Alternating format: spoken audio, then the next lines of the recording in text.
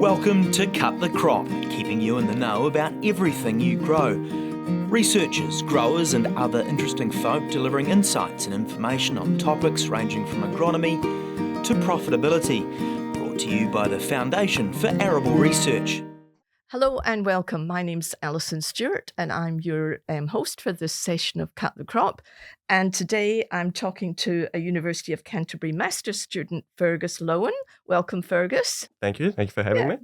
And Fergus received some funding from the Seed Industry Research Centre to contribute towards this master's project, which was focused on management of birds on Canterbury farms. So maybe what we'll start off doing, the thing is that, birds are one of those things where everyone wants lots of birds from a biodiversity point of view.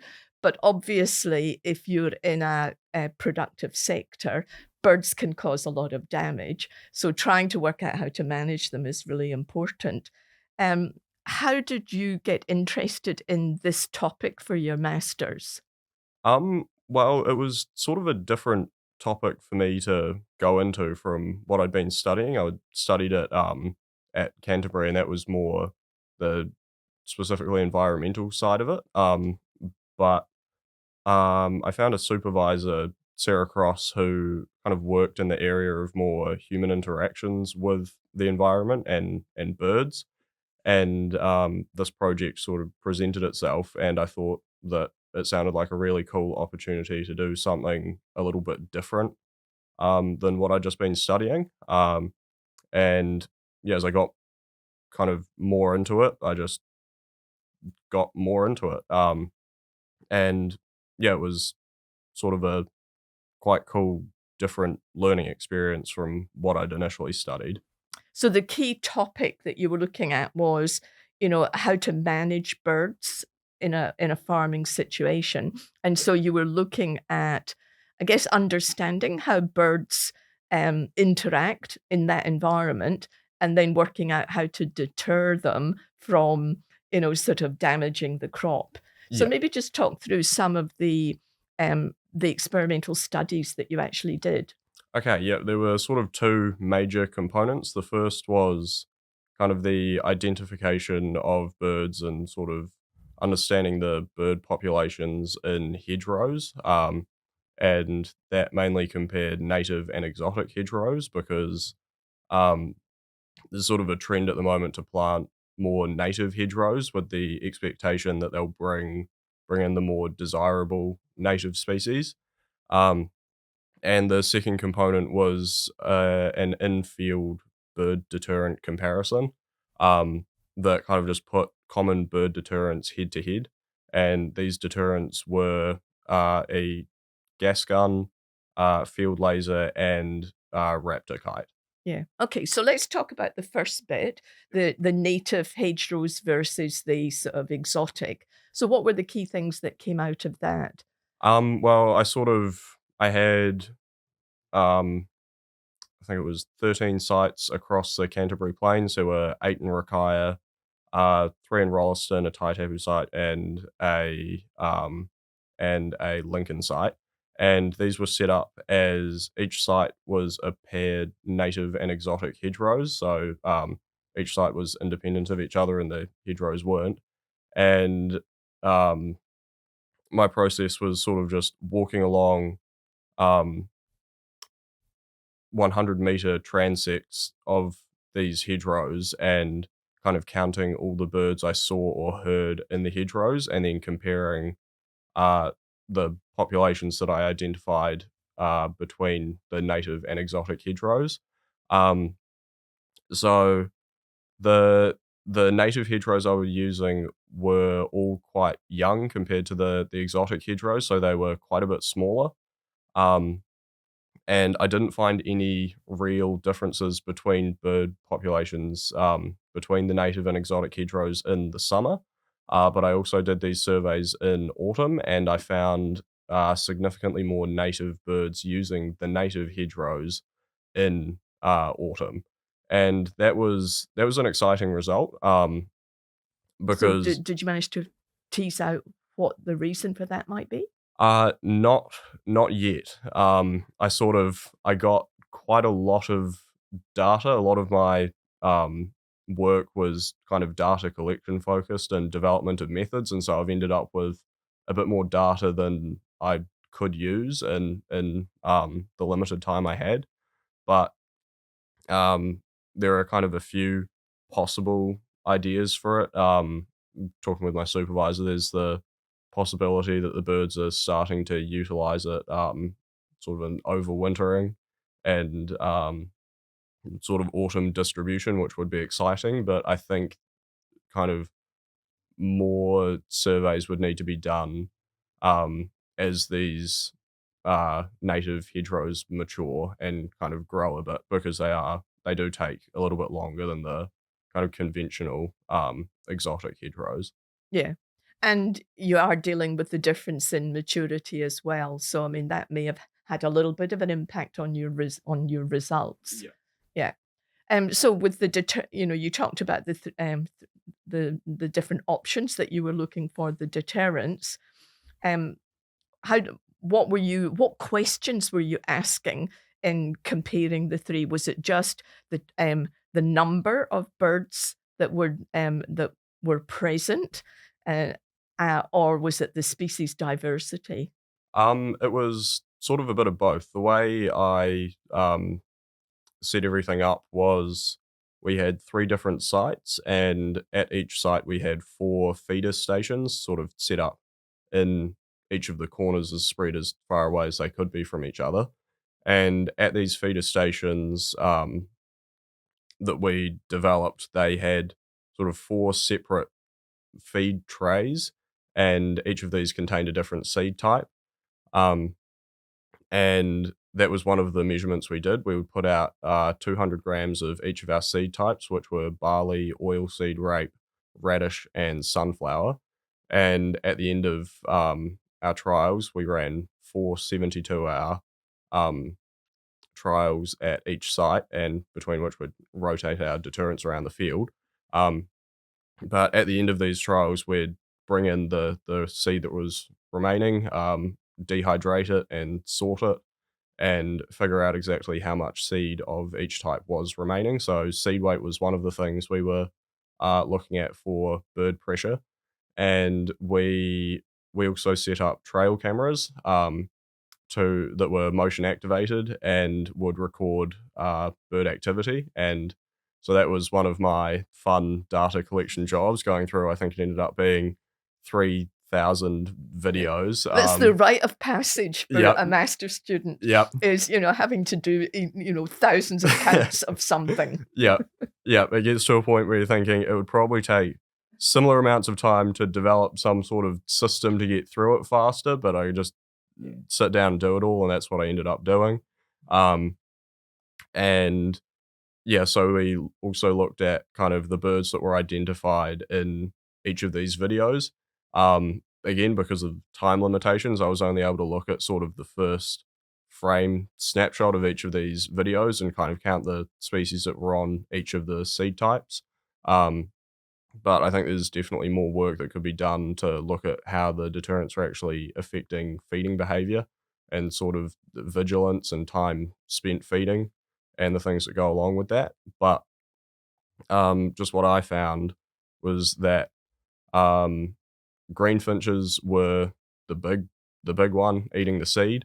Then it was sparrows. It, in terms of what I counted, it was maybe 3/4 greenfinches, and then um, largely sparrows made up the remainder. And um, there were a few other species in there, but nothing as major as those greenfinches and And were they sparrows. preferentially choosing one seed type over another? Yeah, so sunflower was sort of the most popular, and that was always the first to go. Um, Oilseed rape and radish had similar amounts of interest in them. Barley was definitely the least preferred, and my understanding now is that they actually go for the barley seed when it's quite a lot younger and less mature, sort of milkier. And when we set it out, it had already been harvested and dehydrated, so there wasn't as much interest in it, but it worked quite well as sort of that baseline. So of the three, the gas gun and the laser and everything, which ones seemed to work the best? Um, the laser was sort of consistently good from the seed weight measurement and the number of videos and number of birds that were recorded. The kite was surprisingly effective. Okay, Um, because I always thought those would not be that effective, no, because no, I thought the birds would just get used to them. yeah. And habituation is another thing that's probably worth touching on with my work. But then also in terms of the gas gun, it wasn't found to significantly affect the amount of seed that was taken, but significantly fewer birds were seen at the feeder with the gas gun, which was sort of interesting. So they were still they they weren't taking any less seed because of the gas gun, but there were fewer of them. Okay, so what, the ones that were there were just eating more? I think so, which I It's a bit haven't sort of strange. it Yeah. is, yeah, and that's something where I think going through the footage to see sort of how they're behaving at the, at the gas gun would be quite valuable. It may just be a case of they arrive, eat heaps of seed, gas gun goes off, fly off quickly and come straight back, and it's sort of those same birds at the feeders and, but it's something I wasn't really able to get out of the analysis that I did, but I think there may be the potential to find that in with the data I collected. So the laser, though, was the best. I mean, was it substantially better? I mean, did you do some statistical analysis? Yes, Yeah? yeah. So other than the gas gun and seed weight, they were all significantly more effective than the control. Um, in I believe it may have been with the seed weight, the gas gun and kite were both no, the laser and kite were significantly more effective than the control, but no different from each other. Okay. Um, and then in another test, I think it may have been the number of birds, the laser and gas gun were um, both significantly more effective than the control, but no different from each other. And the kite was slightly less effective at reducing the number of birds. So across the board, they all seem to do something, which is, I suppose, good. Um, but it it was more sort of a development of the methods to sort of test the deterrents in a broader context and kind of do more testing with them. I'm not sure how much I can sort of get out of my results because uh, it was sort of shorter than 2 weeks of testing time, which um, the birds are sort of meant to habituate to deterrents around that 2 week mark. So there's kind of a risk of that after this mark. But these methods, I think, were quite good to sort of run those tests in the future and in kind Yeah. of different So environments. your supervisor, Sarah, I mean, is she planning to have more students coming on, following up from the work that you've done?